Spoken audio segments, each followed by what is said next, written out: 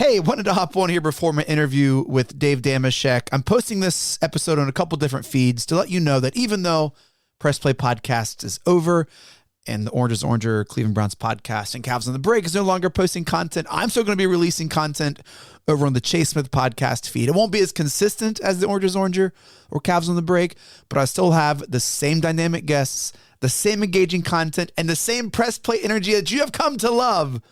You never know who's going to be on the show.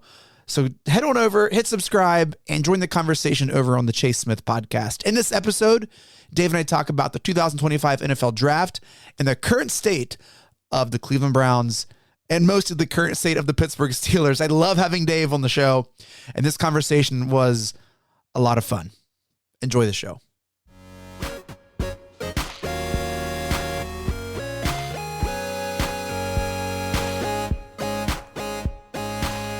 Welcome to the Chase Smith podcast, a conversation on current events and culture. It's great to have back on the show Dave Dameshek. He hosts The Shek Show on Apple Podcasts, Spotify, and YouTube. You've seen him on NFL Network and various other sports culture pods. Dave, you're in one of the most famous NFL fantasy football leagues I think that I've ever heard of. So thanks again for talking to me on the with the show, man. I appreciate it. Of course, fella. How you feeling now? We're divided, or at least spiritually we're divided. I sit physically in Southern California, but my heart is still on the banks of the Three Rivers. Across that border is the one I'm talking about. You sit on the wrong side.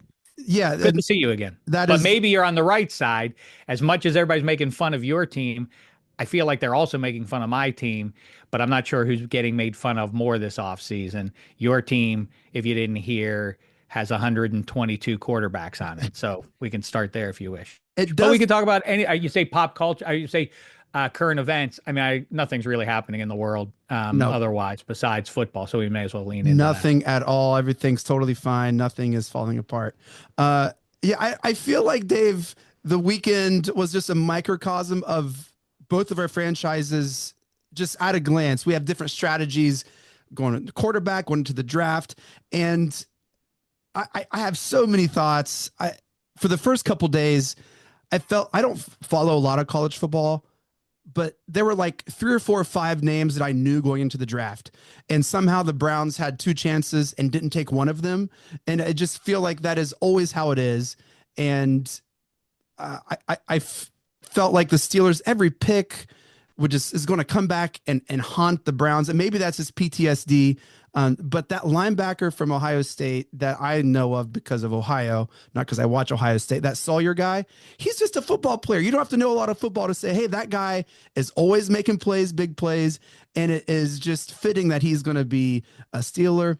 And you've shared. It's one of those things. It's funny because apparently some of the people who get into that, like the connection of like, he seems like a Steeler, includes Mike Tomlin, because he talks. I mean, that's what he said about Derek Harmon. This guy's got Steeler DNA and all of that. I've grown wee bit cynical over the last few years. Nobody's supported Mike Tomlin more than I have, especially since the Roethlisberger injury. Now, I mean, it's funny to think, like, it feels like, well, was that like 3 years ago? No, it's 6 years ago that he hurt his elbow, coincidentally against Russell Wilson. And Tomlin has kept that team. Talk about improbable. And I mean, to not have the quarterback in the quarterback league, Roethlisberger came back the next year, but he was a diminished version of himself, couldn't move and all of that. But he's kept that team in the playoff mix every year is remarkable. But I've sort of tired of the fact that it's now been 9 years since they won a playoff game. And you know, if you don't figure out the quarterback, then you don't have anything. So it is funny to hear from a division foe, a division rival, because that's exactly right. Like, what is on some level,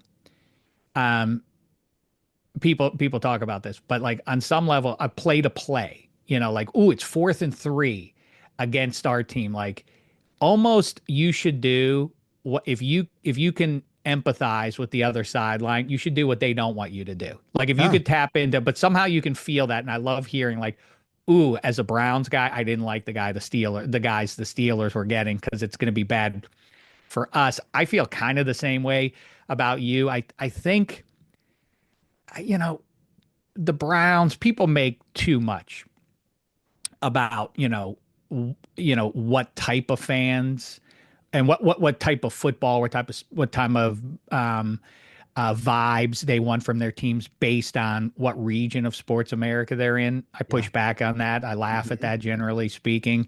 The idea that like yes, I don't know if we talked about this before, but I'm endlessly amused by like what we um are tied together with is forever, no matter who has more Lombardis or not. Spoiler alert, it's going to take you a minute to catch up to our Lombardi count. But either way, you always hear like this team, this defense is one that the people of Cleveland or Pittsburgh can appreciate. Blue collar, hardworking towns. Like Yeah. if the defense was good, but it was in Miami, they wouldn't appreciate it. Like Right. too much winning with this but it's the defense is good. I can't get into this. Turn it off. Well, I think a It great was example is such like a dumb Detroit, statement.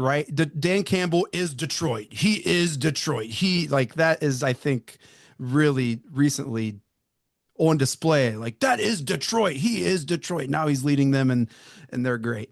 I think it's exactly. It's always amusing, but maybe though I could devil's Dameshek it and go the other way and say I've thought about this. It would be diminishing returns for all the rest of the country if you did this, but I would love to see, much as the Olympics, you represent your nation.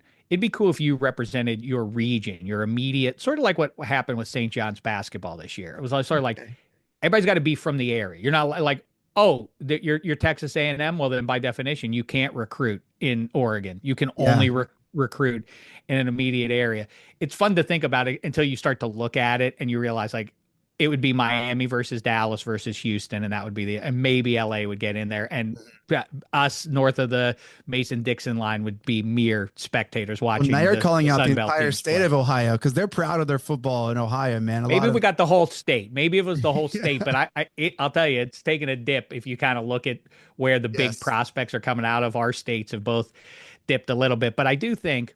I'm sorry, I went off on a tangent there. No, That's I'm not just like me. lost in the Hunger Games of college recruiting now. You've got me all like from Region One, Why? DC. Why? It's.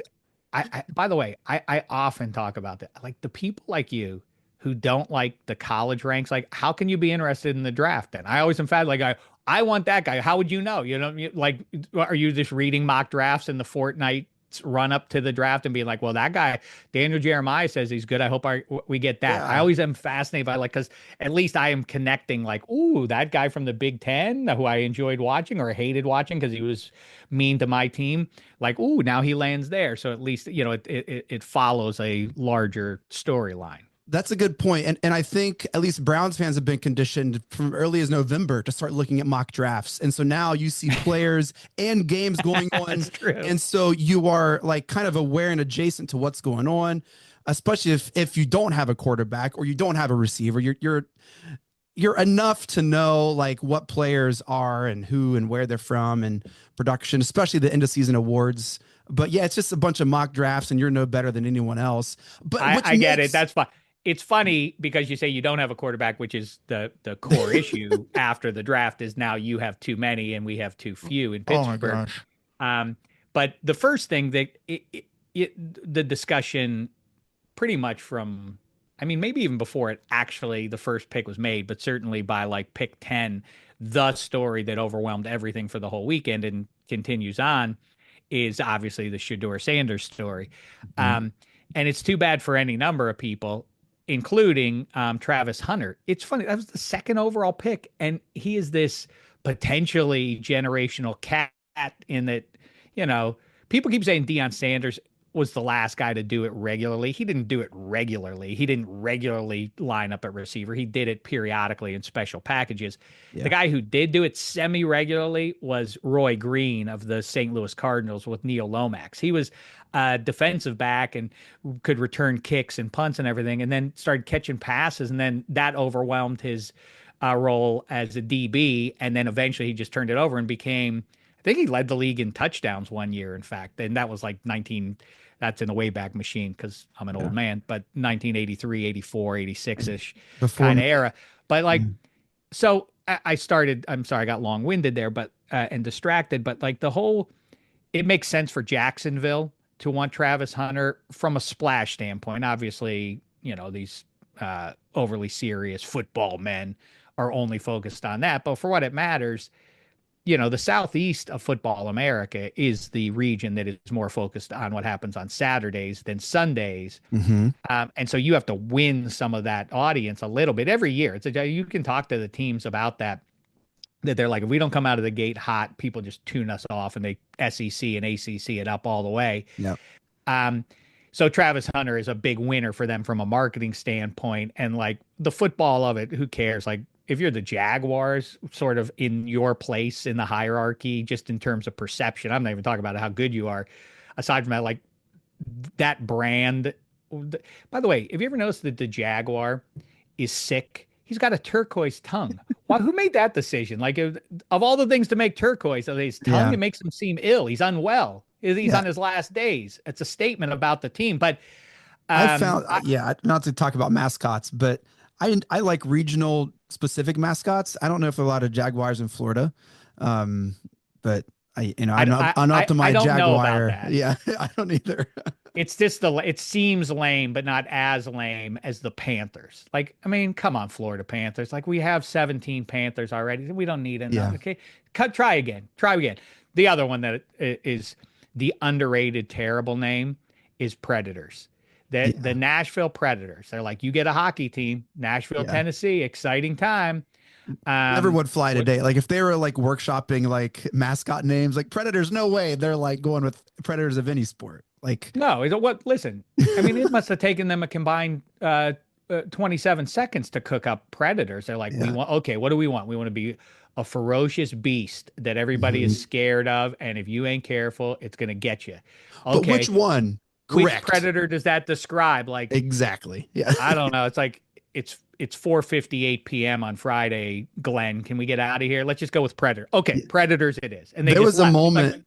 There was a moment when Cleveland was going away from the Indians. It was like Blue Sox was like it was like Guardians, Spiders, and Blue Sox were like a legit like possibility. And I was like, Blue Sox? Are we really just going Blue Sox? Spiders would have been good, except spiders are so gross, and then they would fit into the group of beasts that I am fascinated by. Because until you can, I know that the Cleveland Spiders, who were named after, if I understand the history correctly, were the Spiders because oh no, they became I forget why they were the Spiders, but they're the Indians because their best player was a Native American guy That sounds whose right. life was a little star-crossed, but he was their best player, which, by the way, I think is where we're headed. Maybe that's like more than 100 years ago, even. It's high time somebody do that. In the age of free agency and narcissism and, Oh, who's got the leverage of the team or the player and all that kind of stuff, when is a player who is really coveted say, it used to be like there was a wide receiver, Andre Hastings from Georgia, who was like, he's the best receiver in the country. Ended up being on the Steelers playing in Super Bowl 30. Um, he went to Georgia, but he was recruited by everybody but he went to Georgia because only Georgia among his final list would guarantee he could wear the number one. And that mattered to him. Nobody else would say wow. like you can definitely wear number one. And so he wanted to do that. I say raise the bar. And now when you're out there for like, if Giannis hits the open market, like it should be like, how bad do you want me, Cleveland? Like we Seattle. want you real bad. Like you're gonna change your name to the Cleveland Giannis's. Oh, That's so how you do it. the Like new that. team Like in for the Seattle or Vegas. that's right. Like Oh somebody like yeah. if you're real desperate, you get real desperate. Like here's how desperate are you? You gonna call the team by my name, like the Cleveland Indians did 100 and something years ago? That will show you care. That's what Um, Rogers is holding out on. The Pittsburgh Rogers. It's all full circle, Dave. don't you do that to me? Shame the devil. I may throw up a dragnet to keep him out of coming Yes. into town. The problem is he's going to descend from the heavens into Yeah. Pittsburgh, so there's no way to It's really block the borders. it's going to happen. But dude, you don't believe in Will Howard? You're not a Howardite. You're not you're not on the Howard train. It's funny because they both go to school. They both went to school. I'm not sure exactly where Miami of Ohio is. I think it's fairly close to Columbus. Maybe I'm way out of whack there. I An don't hour shouldn't. east in the middle of nowhere. I Like, mean, yeah. I don't pay much attention to that state. I try to ignore it as much as possible. But yeah. So Ohio QB out of Ohio State, but everybody it keeps comparing him to Ben Roethlisberger, and I'm like, I don't see the. I mean, tough and all of that and winner, but I mean, I just don't see like the Roethlisberger arm, and there's a reason why one guy went in the first round, one guy went in the fifth round. But Yeah. listen, that's the overarching point.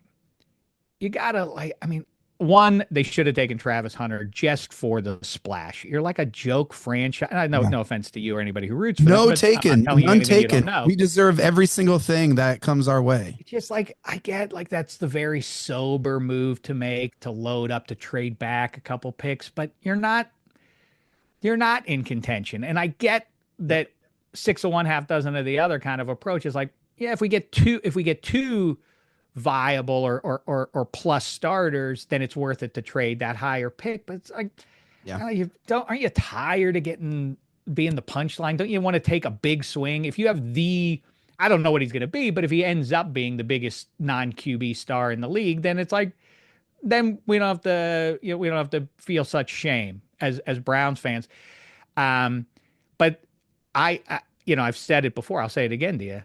Given a choice between the two, for all the jokes about the Browns in this draft, that Yeah. they obviously the mistake of mistakes, the worst trade in sports history. It all starts with Deshaun Watson. So now you're in a position of desperation. So Which that they're leads you still digging themselves out. That's why they right. made the trade, because they didn't have trades to fill their roster. Like, they needed trades. They needed draft picks. That is you just hit on it. It is the forgotten element of like, because I say that all the time just to bug Browns fans, is the mistake you made. And I'm not 2020 hindsight. At the time I thought they should have leaned into Baker Mayfield. Mhm. It's so crazy that this guy comes in, has perhaps statistically and some other things that maybe the best rookie season for a quarterback ever. It's in the top 5 at worst. At worst, like Cam Newton's is up there, Roethlisberger's is up there, whoever else. But Manning. Yeah. yeah, right. This is on the short list of great rookie seasons. Then it's like he had a little roller coaster to him, but he was never terrible. But then in year 3, in COVID, he goes into the playoffs, which the Browns don't usually participate in. It's a road game.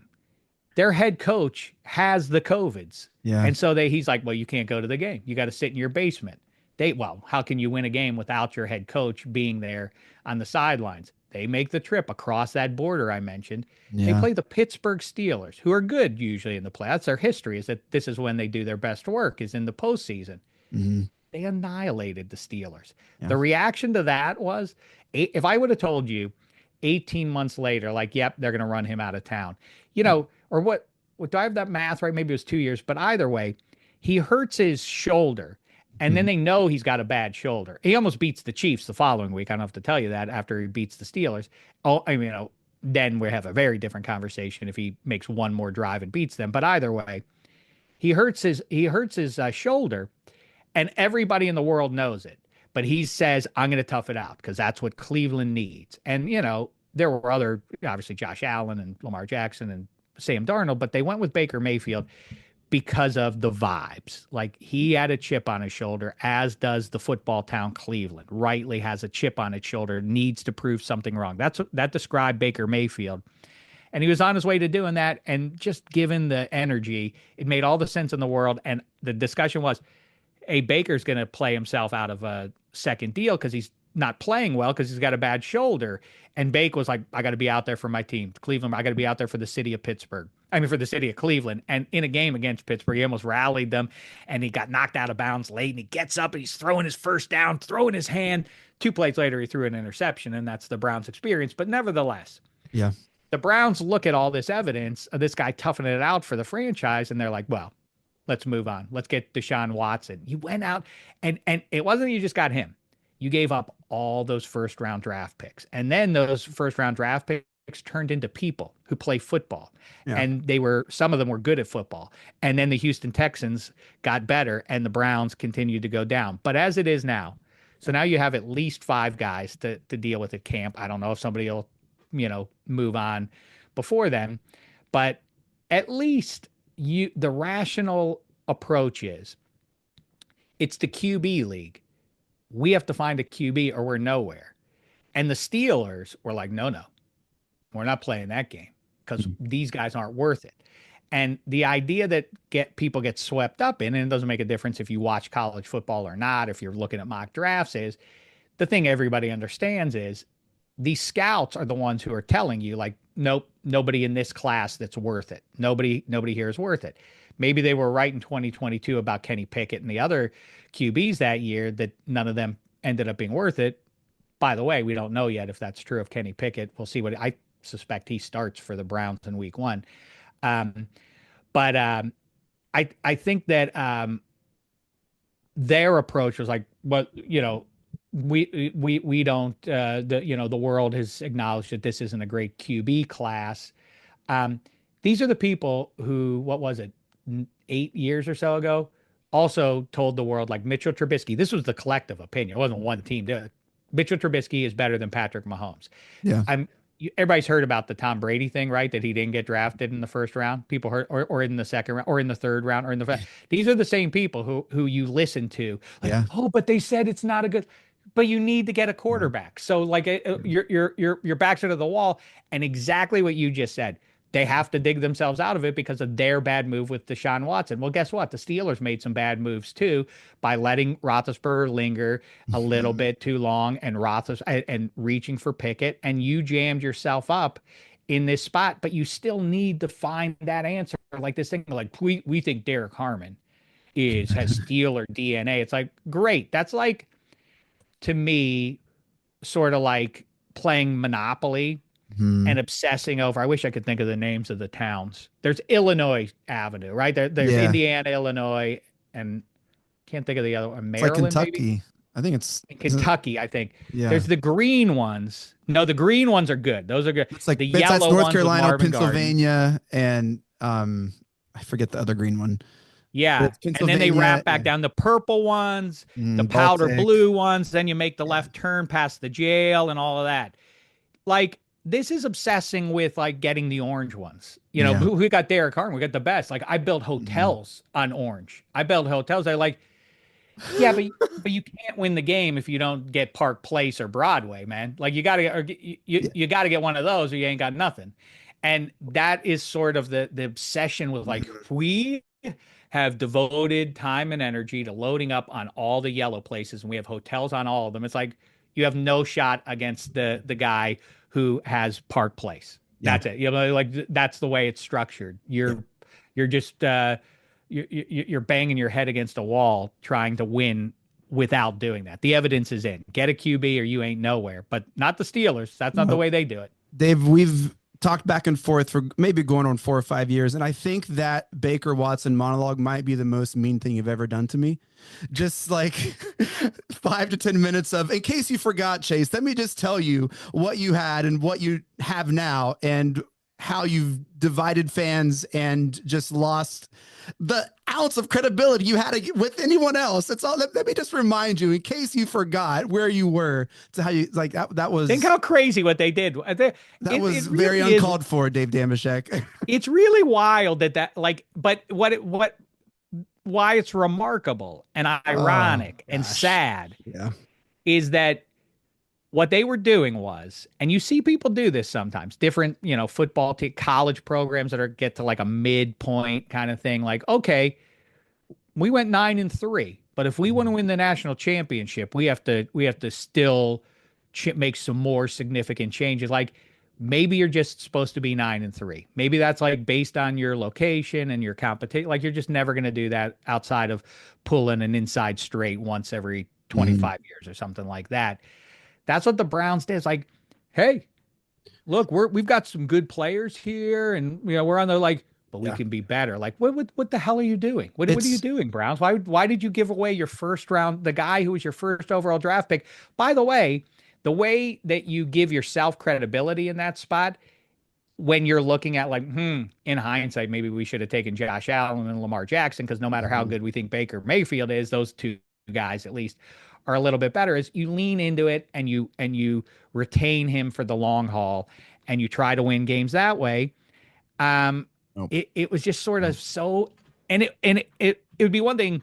I mean, I guess it is some difference in regime there, but it's some of the same people, which is why it's which is It's all the same people. I mean, aside from a few coordinators, the main people making the decisions, it's Dee Podesta, it's Andrew Barry, it's Kevin Stefanski, with Jimmy Haslam looming large everywhere with everyone.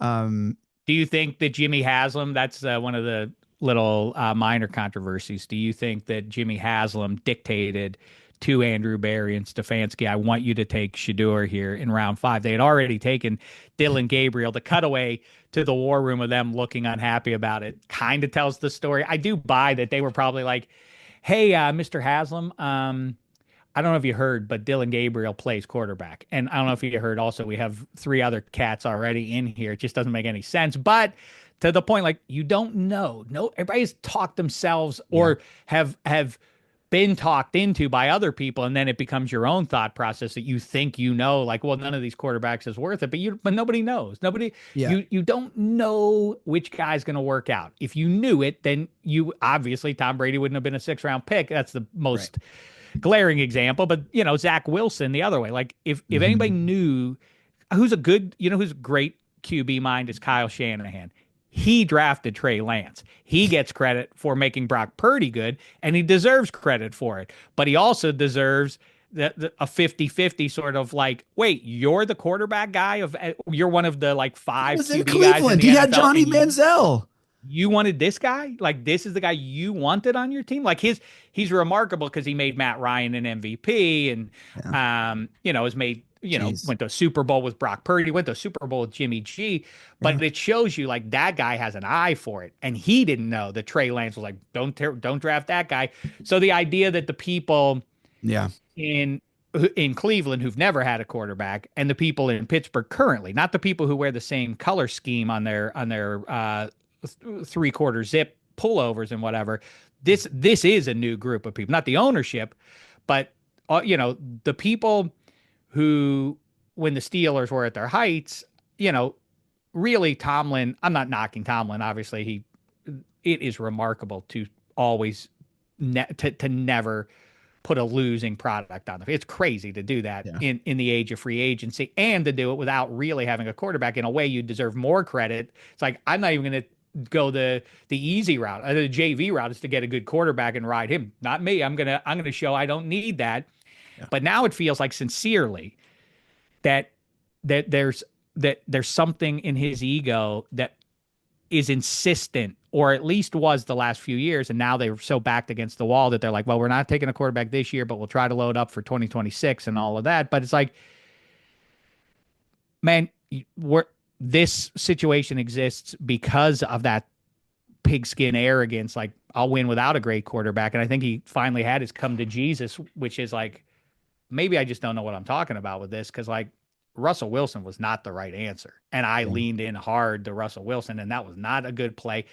The mistake they made was letting Justin Fields go. Do I think Justin Fields is destined to be a Super Bowl MVP for the Steelers, or would have been? No, but that was a viable intermediate option, that you keep him to bridge you into something without disgracing yourself, chasing around a 42-year-old weirdo who no one else in pro football wants, including the team that just had him. And that team, it's not just any team, it's the Jets, the New York Jets. They saw him and they don't want him. And you're still chasing him? I mean, this is a low point. This is a low point, Steelers. Yeah, it seems, I mean, only the Pittsburgh Steelers fans seem to be cooling off on Tomlin. Am I wrong in that? Like the discontent that you're sharing because of 9 years, like really quick, 9 years, no playoff wins, and where's the quarterback? Like, that seems very Pittsburgh fan centric. Like, because of what he's done, is pretty like applauded and heralded as like one of the best coaches in football, and it's just odd to see. Like, you're so spoiled, man. I don't want to hear this. I agree. I've said that forever, but it gets here. I'm not sure exactly the moment. I think it's a little bit, people like to be right. And then when they're right about something, it's proven that, I did get that right. Like, and then there isn't credit given, like the world just keeps moving. It's like, hey, vain person, like nobody cares that you call it's everything's a 50-50. Everything's a binary choice, pretty much, like picking games or anything. If I picked that one, like, I mean, you had a half chance of being right, man. Like, it's not Right. that impressive that you did.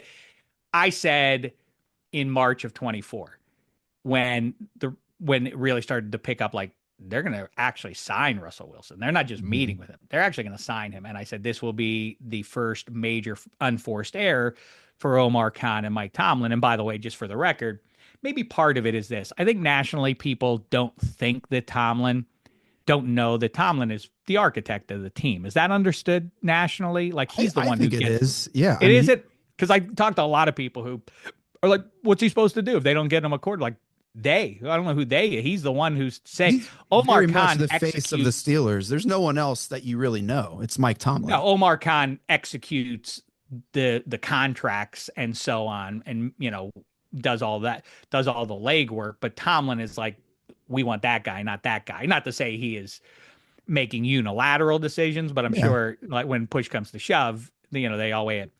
Um, but I do agree with you. And the thing is, like, hey, be careful, Steelers fans, because if you ever get rid of Mike Tomlin, he'll be scooped up. First of all, Andy Reid Yes. got pushed out of Philadelphia, and Such a great things worked example. out. Somebody else scooped him up, and it worked out for Yeah. that franchise. And by the way, it has worked out for Philadelphia too. Yeah. Um, I'm I don't know. I wondering, Go Dave, ahead. when Tomlin Super Bowls, the Bengals were knowingly going to be awful. The Ravens were getting older. I mean, he fought through like the Ravens hard, like those battles in the gridiron were like NFL classic instant, like classic games.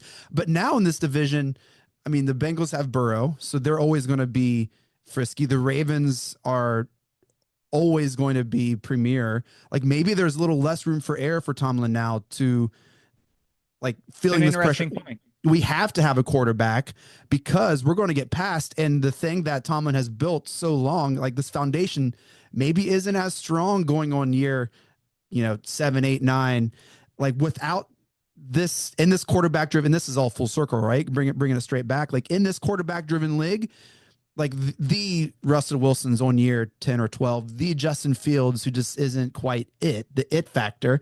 Like it matters. Look at the Browns. We've just been in like a turnstile of awfulness because we haven't had anyone.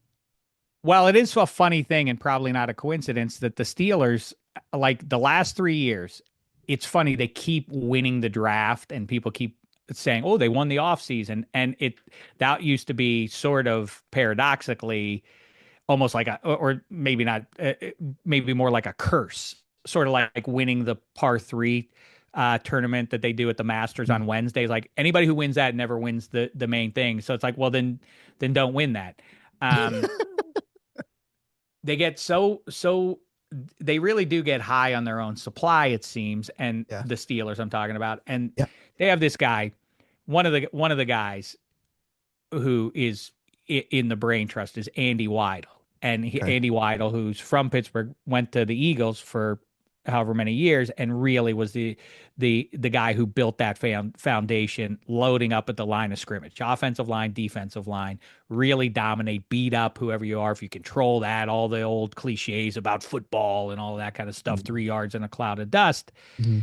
and all of that. And that's why they brought him in there. And that is the only known way in the QB league. It's become so severe, that I find it vaguely unsatisfying. In the same way, if you watch the playoffs this past year, it's a little bit like watching the NBA the last few years, which is, there used to be some variance in how you win games if you're good. Now it's like, man, surround the perimeter and kick it out, and, like, run some pick and roll stuff, and surround the perimeter, and you better have some knockdown shooters or you're nowhere. Now football is even more severe. It is, do you have the QB? Oh no, then you have no chance. Yeah. The only two teams out of the 14 that were in the playoffs this past January were that did not have the guy, didn't have Jaden Daniels or Patrick Mahomes or Josh Allen. The world champion Philadelphia Eagles, they had Jalen Hurts, who's still a top 10 quarterback, but he's not. He's a tick down from those guys I just named. Yep. And then the other end of the spectrum was the Steelers, and they were, had no value once they got out onto a field with a real playoff team. They were exposed. And the Eagles did it because they could just grind you up. They could fit. I know. I love when people call this football team is physical. In fact, that's what Mike Tomlin literally said. Like, they're trying to be more physical, and they're going to be. It's like, I mean, it is football, man. It's degrees of physicality, right? We can agree on that. Yeah. Everybody's running into everybody else on purpose. Like it's not figure skating, but the but I think that his, like I say, high on his own supply kind of thing Yeah. has led him now where I sort of have crossed over into being like, what are you doing, man? Is that old, the old thing about insanity. You didn't learn a lesson from the Mhm. last couple of years. Like, I mean, the model, it seems that they are trying, and sort of the Browns to a degree, is sort of what the Colts did. And we've seen it's a failed strategy. Like, we got to bide our time. We'll just keep getting veteran quarterbacks until we rise high and up in the draft. And then we'll act when the time is right. That's when we'll go get our stud QB for the next 15 years or whatever. Which I think And that's flawed because why would a team trade that pick if they are in the like so hypothetically in that right, scenario that franchises are like, oh, we'll just trade up and get the guy. Why would a team entertain your call if he's the guy? Like there were reports of all the Browns are gearing up for a quarterback in 26, Archie Manning. Why would a team trade their like possibility of right. You better drafting be in Archie that position. You're Manning? exact. There are three things that make it Oh fraud my off God. the top of my head. Yeah. That like, well, we're going to be bad. Like, how bad? How can you calculate exactly how bad you need to be against the other bad teams to be the worst? And what are you willing to do Yeah. to be the worst? Are you want to Hugh Jackson it? That's the disgrace. I Yeah. like, okay, that's one. Two, um, you don't know who these people. First, the other thing is, the news is already that Arch Manning has taken fewer than 100 snaps at Texas, and Right. therefore may be incented to not just play one more season, but two more. So if you're strategizing, and by the way, the NFL compared to like the NBA, Mhm. football is true. NFL is truly a year to year league. The Mhm. through line is the quarterback, but the NBA is like, you're experiencing that exactly with the Cavaliers Yeah, right now. It baby. is a progressive sport in not in the Yep. political sense, but in the like, we're bad. Okay, we've got to scratch our way into the play. Ooh, get into the playoffs. Okay, you Yep. took it on the chin, but that was the valuable experience. Next, now we're starting to get there. Now you're ripe and ready to make a playoff run. Football teams over like just come out and they're like, whoa, they're good this year. Like, who Yeah. knew? That happens all the time. So Hmm. it's stinking thinking to think that you're planning for a year or two down the line is stupid. To wait to redshirt an entire season. It's definitely stupid to do when you have two Hall of Famers that are going to be a year older and less valuable a year from now in Cam Hayward and TJ Watt. Um, Also, to prove the point that I'm making about like there's only one path to winning in the NFL these days, for the last since 2019 when Roethlisberger gets hurt, so 6 seasons, they have had Cam Hayward and TJ Watt both going to the Hall of Fame, Minka Fitzpatrick, perennial All Pro, zero playoff wins. Conversely, the Washington Commies were a punchline. Everybody loved them, make jokes, and what a terribly run organization they were. They got the second overall pick. They took a quarterback, and then they were in the title game. Like the evidence is right there for you. Now you Yeah. can do the Eagles thing of loading up and just really weighing in, leaning into that spot, the line of scrimmage, and all of that. But when it comes time to when you have your version of Jalen Hurts and Justin Fields, you don't let him leave. Like, you don't Yeah. go like, well, maybe the old guy can do it too.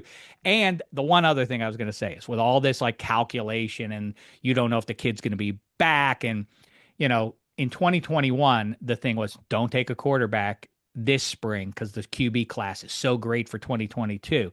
That class ended up being Kenny Pickett, the best of it, because Sam Howell was in it. He was a Mhm. big stud guy until he wasn't. Like, things change in college seasons, and Spencer Rattler fell off Mhm. the cliff so hard that he just got drafted last year. So like this again, like Arch Manning could go back to school for all we know. So that's Yeah. a dumb thing to do. And then the last thing is if the big swing you're taking for is like, we're gonna bide our time till it's just right to do it, like I'm pretty sure the Colts thought they had it just right when they drafted Anthony Richardson fourth overall. Yeah. Like, there's no guarantee that when you do all this to set yourself up for that you're getting the right guy anyway, because back to our original point, nobody knows. Everybody likes to claim that they know if the guy's going to make it or not. Nobody really knows. Nobody knows, which now you've talked me back into the Browns draft, Dave, because now we're just throwing darts, the QB darts, That's and right. That's uh, it. what if both of them are awful, or what if both of them are good, or what if one of them is the next Jaden Day? You just don't know. And if they Probably are, not. you know what? Here's the best news. If you do it the right way, which is in my head now, the right way is to just keep taking swings. Even if he is Jaden Daniels, you should still keep taking swings in the ensuing drafts.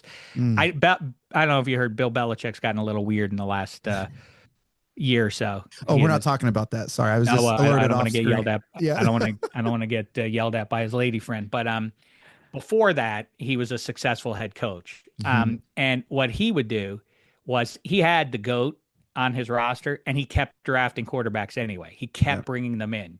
Yeah.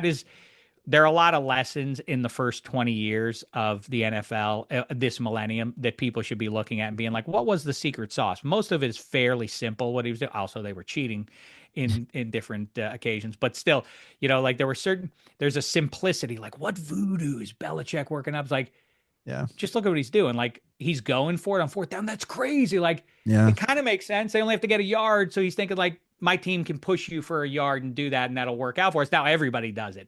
He Yeah. doesn't. It's weird because I'll knock him and make fun and everything, and he has all those Lombardis and everything, so it shouldn't be that laughable. But it is funny. We Mhm. have kind of skipped by so many of the things that we apply or the coaches apply now are things that the Patriots really started doing. And another one was Belichick, who was a great defensive coach. At some point early on in this millennium, he figured out, and you can kind of look at it in the numbers, like the defenses stopped sort of trying to just, or he started just in terms of approach of the game because he had a great quarterback and everything. But it wasn't like, let's just smother our foe, keep them to 9 points a game. Like, why? Because that's not possible anymore. Nobody can do that anymore. The rules don't allow for it. Mhm. So he modified his approach. And it's funny, he turned into a defense that was all about like turn the other team over. All he was playing for was like, how do we turn you over one time during the game, one more time than you turn us over, because that one extra position will win. And that is exactly what carried. Like, you watch those defenses as Brady's winning a lot of Super Bowls. Those aren't like, the defense isn't as good. It's like, man, them some bum defenses you're out there with Tom Brady, but it didn't make a difference because they weren't great, but they would take the ball away. Yeah. I don't know how we lost sight of what point I was trying to make. See, I said the other day, somebody told me I was long winded, and like I just lost. I said like I'm not a legend like John Coltrane, like working around the baseline. Like Yeah. I'll improvise with you. I'll see how far away from the baseline I can get, but I'm a little bit more Ornette Coleman in that sometimes. Like I can get it back to the baseline sometimes, but sometimes Yeah. it'll just turn into freeform jazz, and No, you'll have no idea where I went. interspersed in there. I mean, we talked mascots, we talked all sorts of stuff.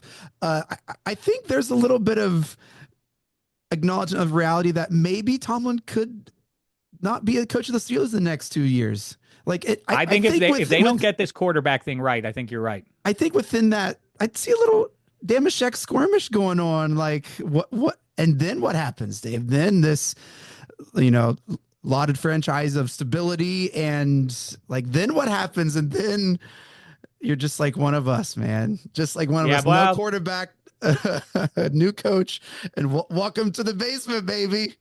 next hire, Hugh Jackson. Now we really bottom out at that point. Not, but no, you know when we really bottom out sincerely Fitz, is what I fear when and Fitzpatrick kind comes of out of retirement. no.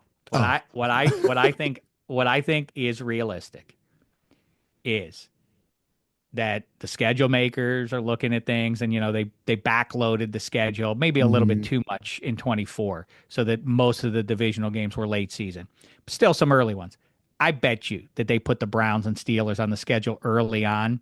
Mhm. And imagine this scenario, especially if it's in Pittsburgh, but either way, imagine the Cleveland Browns come to town to play Aaron Rodgers or whoever they got going into QB, Mason Rudolph, whatever afterthought that they stick in there to play the only position that really matters, goes up against the Browns, who decide to start Kenny Pickett. And what if Kenny Pickett wins that game? That is the bottom. That would be on some level worse than losing a playoff game at home to Baker Mayfield, because that would announce, boy, the wheels are completely off. These guys have no idea what they're doing. If their nightmare was when, like, Jalen Hurts, remember he's a little bit hurt at the back end of the season. Mm-hmm. I mean, I said it at the time. What if Kenny Pickett goes in there in a good stable and surrounded by talent?